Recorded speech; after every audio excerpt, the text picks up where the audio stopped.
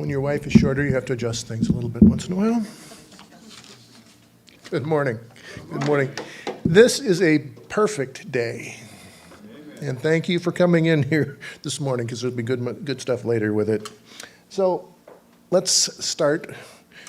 This talk will be about calming the inner sea, which in today's world is a challenge. So we will go through some things with this. We've been exploring what it means to sizzle with spiritual delight, to live in joyful connection with the divine, to radiate international fire, not from frenzy, but from spiritual clarity.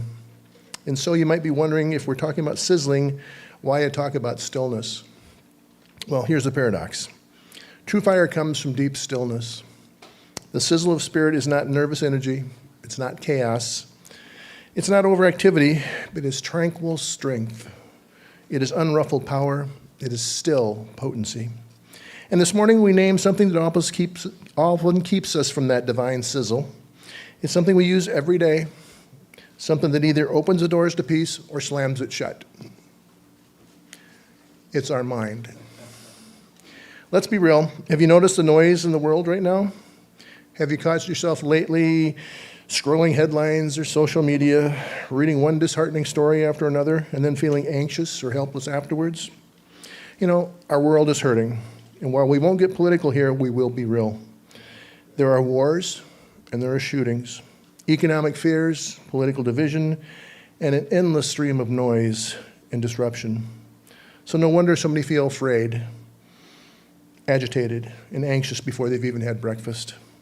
And every bit of it, every single bit of it, filters through our mind.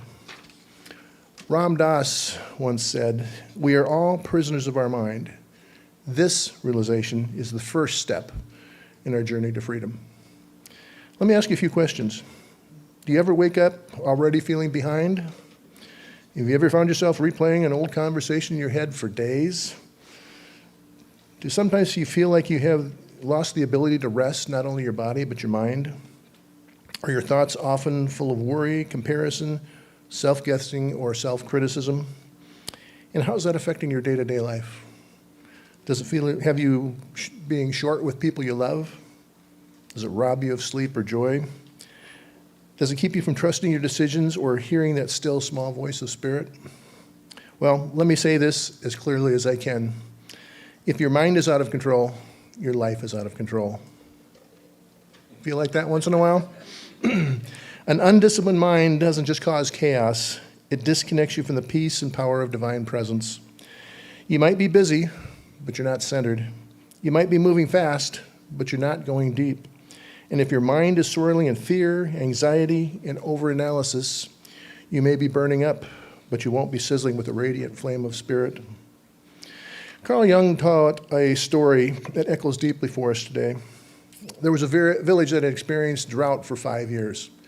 They went far and wide looking for rainmakers to come in, and none of them had success. And finally, in exasperation, they reached out to a famous rainmaker from far, far away. He arrived quietly, set up a tent, and disappeared for 4 days. On the 5th day, it rained. The villagers were astonished. They said, "What did you do? How did you make it rain?" He said, "I didn't make it rain. When I arrived, I noticed that everything here was out of harmony with heaven. So I went in my tent, and I brought myself into harmony with the divine, and the rains came." Well, let that sink in for a minute. He didn't force the rain. He aligned with spirit, and the natural flow was restored. And so it is with us. When we calm the internal sea, when we bring our minds into alignment with spirit, we stop resisting life and start flowing with it. Peace returns, harmony flows, and joy returns. Eric Butterworth consistently taught that true peace, as he talked about in his reading here, is not found by changing external circumstances, but realizing and activating the divine potential within us. He reminds us that our true nature is peace itself, awaiting our recognition. And if you haven't read Eric Butterworth, I would suggest looking at a couple of his books. He does a great job of translating this new thought idea into stuff that is easy to understand. You know, when you're centered in God, you become an agent of peace. Your calm changes rooms. Your groundedness creates healing. And just like the rainmaker, You restore harmony simply by being attuned to the divine. You know, your mind can be a wandering storm. And let's not sugarcoat this. Calming the mind is not an easy task. Even Dr. Roger Walsh, who wrote the book Essential Spirituality, said that one of the most shocking revelations of his life when he went to his first retreat, when he realized just how wild his mind truly was. He said, each hour I sat determined to stay focused on my breath. And yet, within seconds, I'd be off chasing memories or fears. I discovered that what I thought was my rational mind was actually a frantic torrent of unrelated thoughts. Can you relate with that one a little bit? We all have that from time to time. Have you ever ruminated over an argument that ended hours or even years ago? Created 47 worst-case scenarios before lunch? Replayed the past or worried about the future until the present moment evaporated? Been so lost in thought you missed your exit? I do that even if I'm not lost in thought, but that happens. Spent your whole shower having imaginary arguments. Or gone down an internet rabbit hole and forgot what you were doing. Most of us walk around like mental marionettes, yanked this way and that way by whatever thought demands our attention.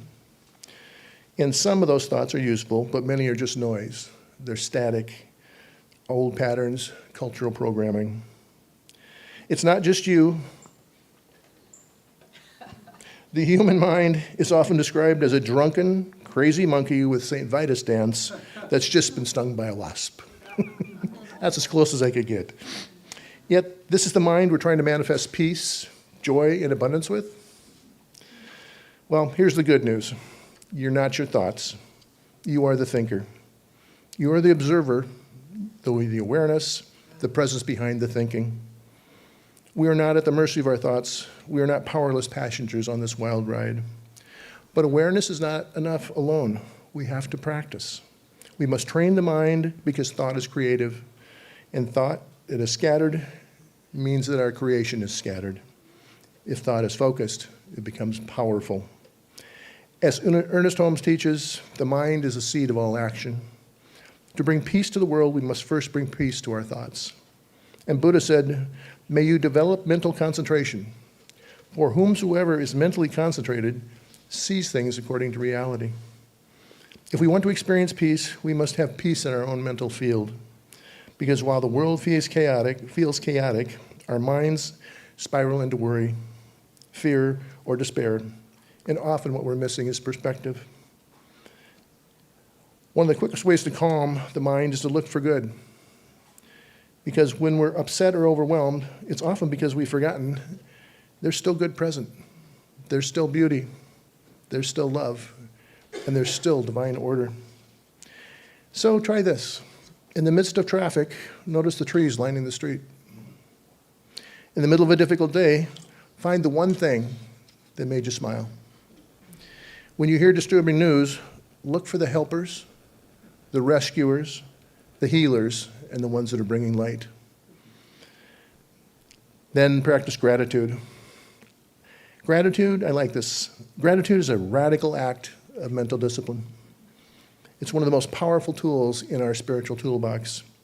And it's not a platitude, it is a practice. It says, I will not be held hostage by appearances. I will look through the lens of God. And the shift of perspective doesn't ignore reality, it reclaims it. Ernest Holmes said, the good we seek is already within and around us, awaiting our recognition. Butterworth talked about recognizing it also. It's there, it's just a case of recognizing it. Look around you, what's good in your life right now? What's already working? Who are you blessed to love? And what do you appreciate on your soul journey? Let that be your medicine. Let that be your anchor. So today is about practice. And our practice is learning to calm the internal sea, the restless, scattered, and sometimes stormy waters of the mind. Meditation is a great way to do this, yes, but also transforming ordinary moments into extraordinary awakenings. Here are some sacred practices from the book, Essential Spirituality. These are a few deeply practical ways to calm your internal sea. They're not just techniques, they're sacred actions to keep your mind aligned with the truth. First, open doors mindfully. Instead of rushing through the door, pause. And I'm going to have 6 or 7 of these. You don't have to do all of them, but if you do some of them, maybe it changes things in your perspective a little bit. Pause, breathe, feel the handle. Open the door mindfully, and let it be a symbolic gesture of stepping consciously into each new moment. Let it symbolize stepping into clarity and leaving behind distraction. Sacred driving. Before starting your car, sit quietly for a moment. Before turning the key, take 3 conscious breaths. Let go of hurry. Say, this drive is an act of peace. Drive without rushing, not on autopilot. Notice the trees. Listen to the uplifting music or enjoy the silence. Drive with awareness. Let the red lights remind you to come back to yourself. Next, look at your phone as a spiritual alarm clock. When the phone rings, don't rush to answer it. Before answering your phone, take 1 deep breath. Pause and center. And say silently, I'm calm, poised and at peace with the world, and I bring peace to this conversation. Let the ring of your phone be your cue to center. Next, washing dishes with God. Approach chores with awareness. Feel the water, be grateful for the food, let it become an act of devotion. Brother Lawrence was a 17th century monk who washed dishes with God awareness and said, in the noise of my cluttered kitchen, I possess God in as great tranquility as if I were on my knees before the Blessed Sacrament. Next, breath breaks. Here Thich Nhat Hanh talked and said, breathing in, I calm my body. Breathing out, I smile. If you do this, smile. Don't just think it. Dwelling in this present moment, I know this is a wonderful moment. Try that throughout your day between emails, errands, and other things you're doing. Next, we have gratitude journaling. Every night, write down just 3 things you're grateful for, big or small, profound or simple. This trains you to scan your life for good. Next, silent sitting. This is a shorter form of meditation. Even 5 minutes a day, stay in stillness, sit in stillness, follow your breath.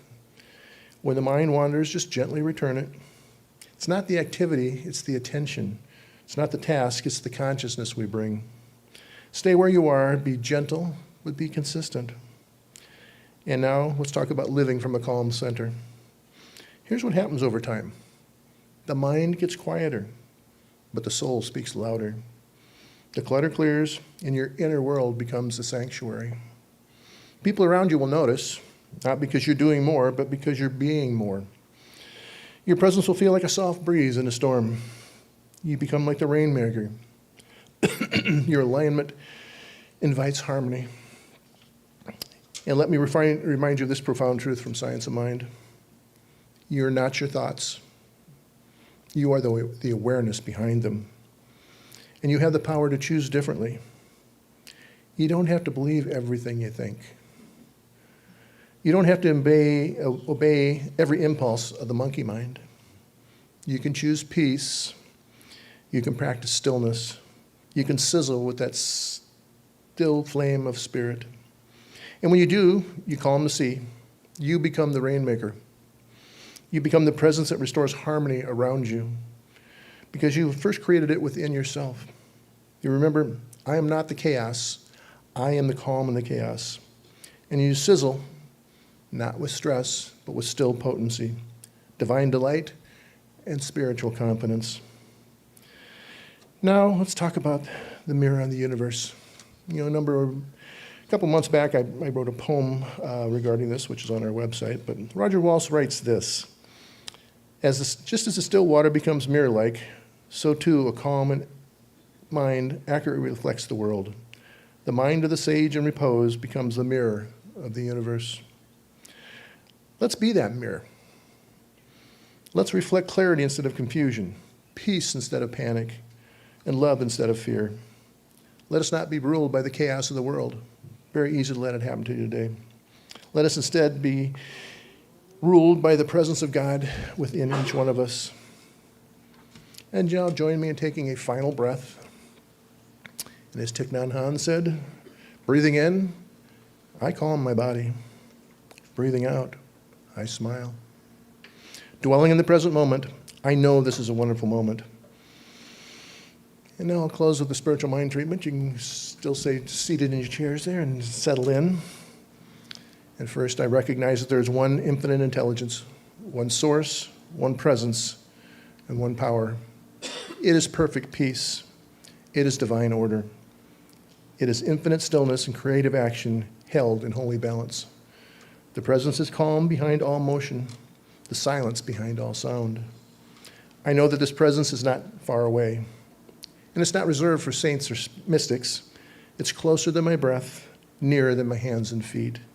It is the very essence of my being. I live and move and have my being in it. And so, as I speak this word, I speak it from a place of divine alignment. I now affirm that the inner sea is calm.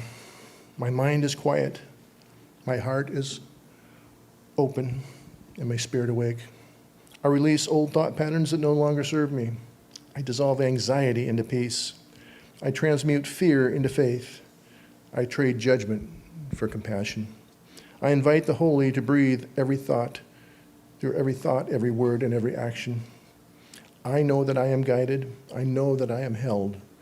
I know that divine wisdom flows through me and as me. Even when the world is noisy, I am anchored in God. Even when uncertainty swirls, I remain in sacred certainty.